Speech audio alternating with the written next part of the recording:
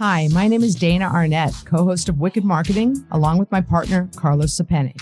You can find more information about us and our business on LinkedIn, or if you have any questions, email us at info@wickedbionic.com. Subscribe to Wicked Marketing on Apple Podcasts and write an awesome review for us. We're also on iHeartRadio, Spotify, and Google Play. Thanks for listening. Hi, this is Dana. And this is Carlos. Welcome to our podcast. We have a special guest today, Tony Sweet. Tony is the owner of UBN Radio. Did I say it right, Tony? UBN Go. UBN Go. I'm sorry. I always think of radio from the old times, but Tony's an amazing guy, and we wanted to talk about starting your own podcast because we've only been doing it. What, you guys? Maybe 8 months or so. Yeah, probably around a year that time or so. Mm-hmm. Yeah, and it's Tony's like just an awesome guy. I'll tell you a little story about how we started. Carlos and I started podcasting and how we got to Tony, if that's okay. So we wanted to podcast because our friend Catherine Gray, Live, Love, Thrive. Catherine Gray has an amazing podcast and show, and she suggested, "Why don't you guys do it?" And Carlos and I, we have so many marketing tips we want to share with people, and we weren't going to do the Facebook Lives; it just didn't work with our calendar. But we thought podcasts, and they'll live forever, and we weren't looking at it as a money making thing. We were looking at it. What do you call it, Carlos? Shared knowledge. Yeah, knowledge sharing. And so we started that, and so we ended up reaching out to Catherine. She said, "Oh my God, you got to talk to Tony." So Tony, tell us how you bring in new podcasters and a little bit about UBN, so our listeners can know a little bit more. Sure. UBN is a kind of an eclectic of multiple different types of shows that which I find fascinating and I find more refreshing, where we're not just all the same. So, and that's what I think attracts a lot of people to UBN Go. I started podcasting 12 years ago when podcasting wasn't cool or even known. So I saw the beginning stages and how it's developed into, I'm not going to say a money maker, but it's definitely a brand builder for a lot of people. And what I look for is people that are genuine in their craft and genuine in their message and branding, not the instant reality show fame, but people that really want to focus on building something that either can make a difference or something that can make an impact. So, yeah, I think like Tony, I started podcasting about 12 years ago too, when I was at E, and back then people didn't really know what podcasts were. The networks, the TV networks and the entertainment companies themselves didn't know what a podcast were going to be. So we had shows like, I remember some of the first podcasts that we launched was with Lisa Loeb. Another one, another one was with Chelsea Handler. She had one of the first podcasts out there. Before her TV show, right? Yeah, before. Or actually, I think it was right when she was doing the first TV show that she did. Oh, that's right. With me. Right. So that then evolved into Chelsea Lately. It was a long time ago, so I barely remember all of this, but I do remember that Apple was one of the biggest ones behind it, right? Pushing it. And the team at Apple was this one guy, Pete Alcorn. I never forgot his name. It was just him. That's who you talk to. That's who you sent your feed to. And back then I was building the feeds to send out the podcast by hand. So yeah. Things are automated now, honey. With all of this magicness of back in the day. And then they kind of disappeared for a while. Well, they didn't disappear. It's just that they disappeared out of sort of the general people being engaging with it, and a lot of people stuck with it, and those are the people that are doing, I think, better now because they had a chance to learn. They had a chance to learn what would work, how to connect, and as podcasts started taking off, they sort of had that institutional knowledge that allowed them to know how to be effective in podcasting. And to Tony's point, I feel like one of the biggest, most effective things that you can do is be honest and be real and be passionate about what you're talking about, because nobody wants to sit there and listen to a 22-minute or 30-minute or however long the podcast is commercial about a brand, right? There has to be something that you're giving to it. So a lot of people, I think, Tony, are scared of like maybe they have a passion, maybe they know what they want to talk about, maybe it's their business, maybe it's just something that they're passionate about, I don't know, knitting or whatever, and they don't know how to get started in podcasting. Like, are there any recommendations that you have about where to start? Is it like using your iPhone to record yourself and then uploading it? Are there any tools that you recommend? Like, where should people start once they have an idea? Yeah, I mean, there's a lot of different places, not just UBA and Go, but there's a lot of places that you can um, to start a podcast, especially for beginners. There's Blog Talk and certain ones that still exist. That's just voice. One thing that makes us different, that in fact, I was one of the first ones to put cameras in podcast studios. Okay. So I started like 10 years ago. I mean, the quality wasn't great, but there are still people like Blog Talk and certain ones that you can do audio recording, and that's traditionally what a podcast is audio recording. But the biggest thing, most people that want to start a podcast is the audio quality. Because even I think iHeartRadio and certain other ones, well, they used to be pretty more strict, but they were really cracked down on quality of audio. If your audio wasn't great, they wouldn't accept it. I know Apple kind of accepts pretty much anything. Really? They are the godfather of the podcast community. But you could record it on your iPhone. You can actually, there's even little devices that you can connect to your phone and connect a microphone, and the quality would greatly enhance what you would do just from your phone itself. Some people use closets so you don't get any background noises and outside noises. Right.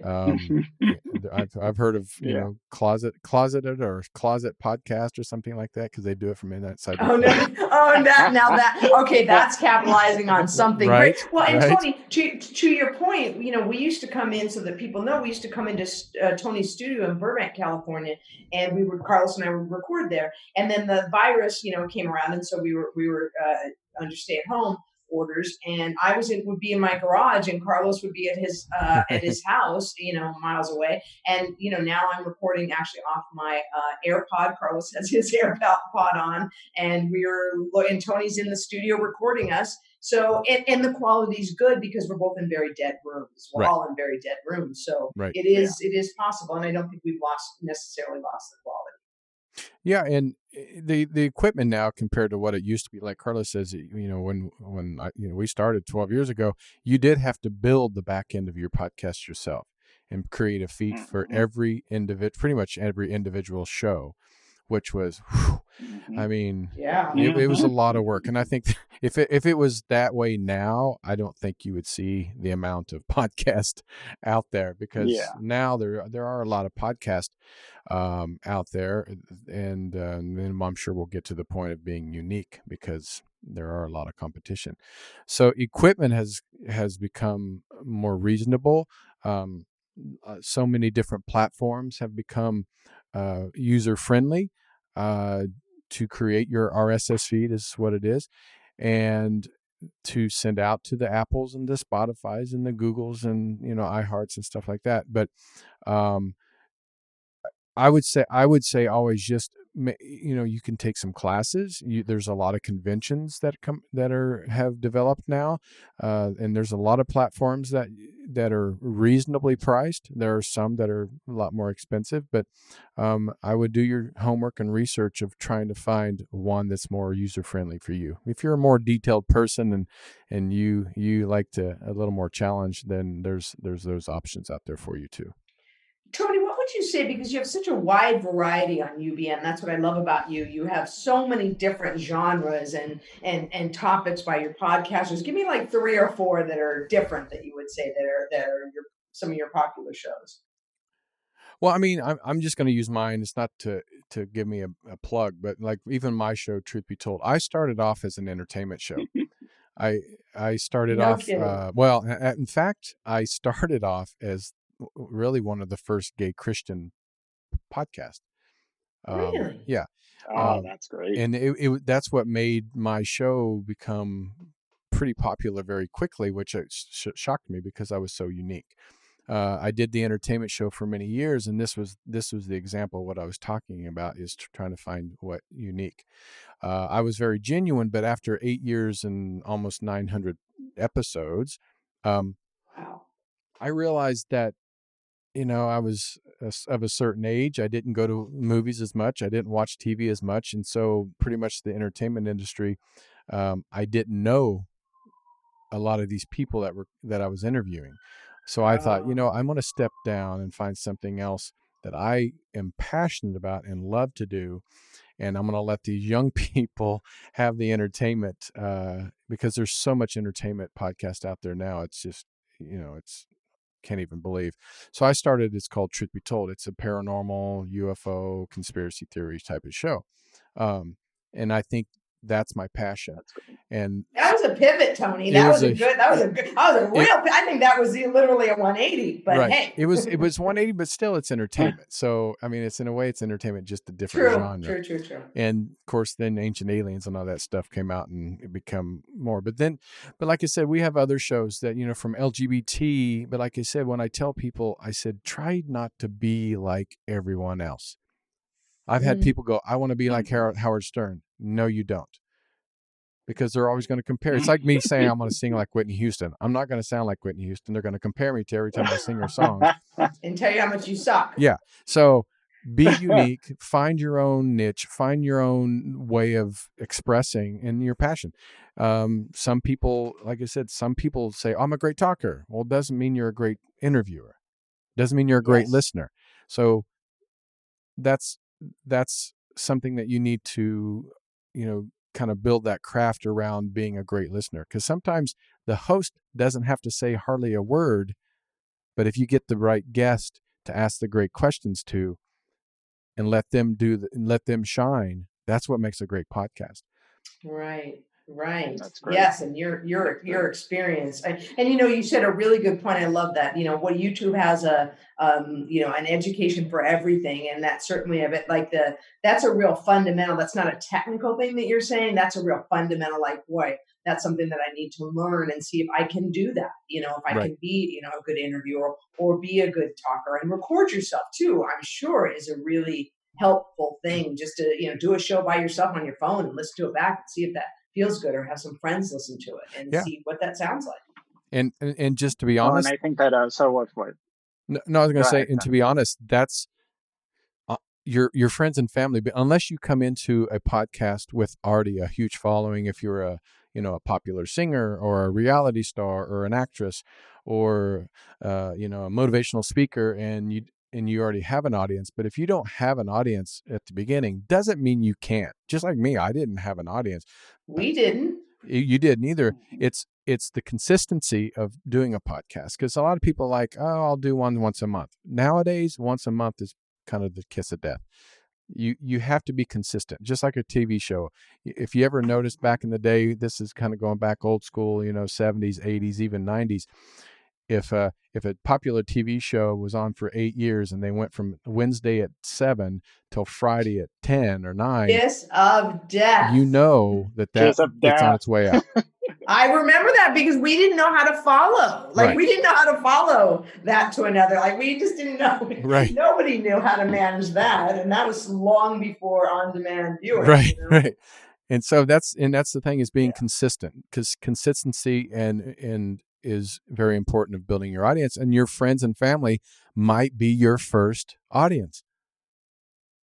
So let them listen to it before you distribute it. Give their honest opinion and take criticism well, because that's going to make you a better host.